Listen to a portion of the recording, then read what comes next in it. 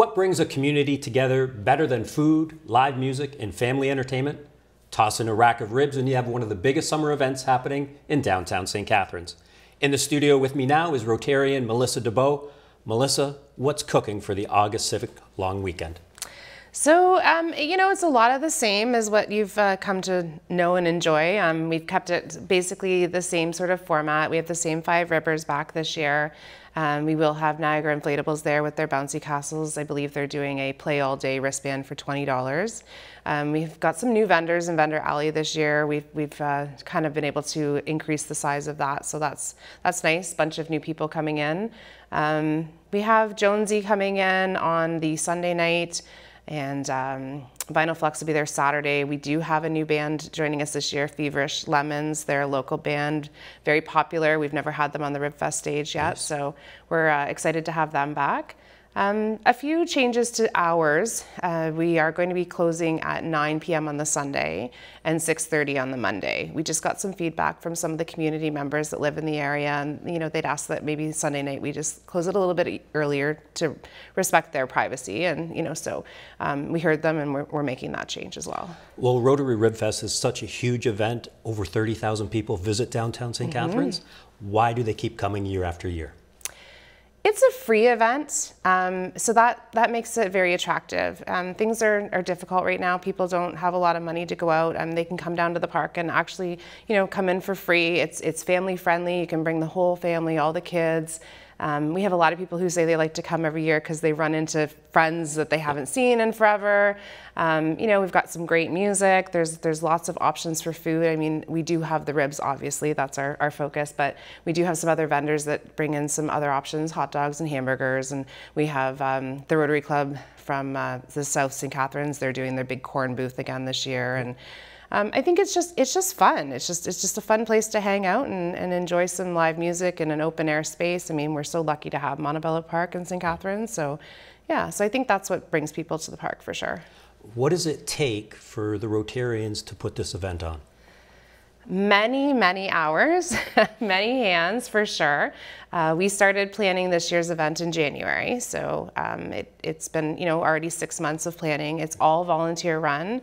We put in hundreds of hours for sure leading up to the event, and then during the event we enlist about 250 hours of volunteers, and that's just not only Rotarians but also friends and family, and we have some high school students that are looking for volunteer hours, and Right. they're coming out and helping out, and so yeah, it's many hands, many hours for sure.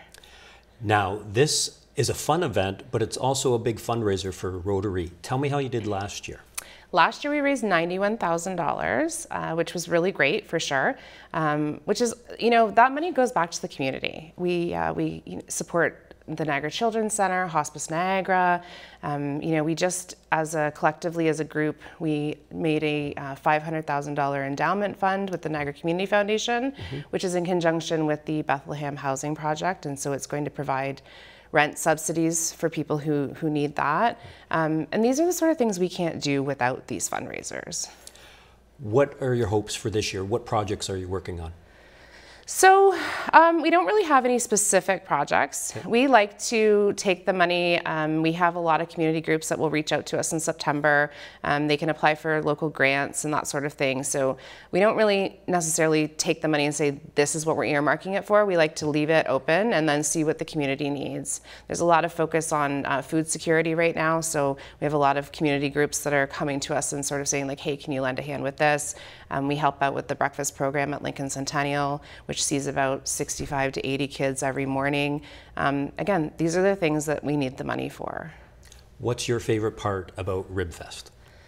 The fellowship. I mean, it's so great. We spend all this time with our friends and fellow Rotarians, and again, I love running into people I went to high school with or I've worked with, or it's just, yeah, I love that friendly conversation and just enjoying each other's company.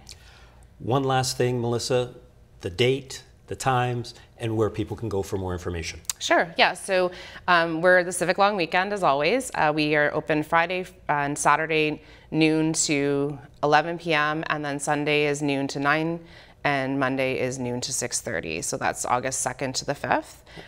All of the information about the event is available on stcatharinesribfest.ca website, and we also have it on Facebook and Instagram. A quick Google search, you'll find everything you need to find. St. Catharines Rotary Ribfest, August 2nd to 5th, downtown St. Catharines. May the pork be with you.